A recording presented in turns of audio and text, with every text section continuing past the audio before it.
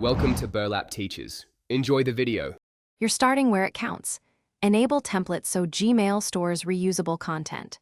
Open Settings, pick Advanced and toggle Templates on, then make sure to save changes. Once done, click Compose to open a new draft. This is your template canvas. Write the subject and body, include placeholders like name or date to personalize later. You're not saving yet.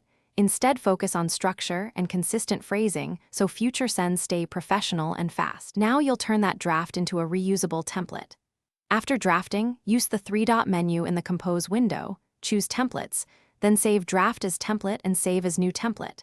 Name it with a short, searchable title. Think Follow-up 3-day rather than something vague. Make sure your signature and any links render correctly. If not, edit formatting before saving. This step locks in the content so you can insert it into future emails with 2 clicks. To use a saved template, open Compose, click the 3 dots, choose Templates and pick your template. Then customize those placeholders for this recipient.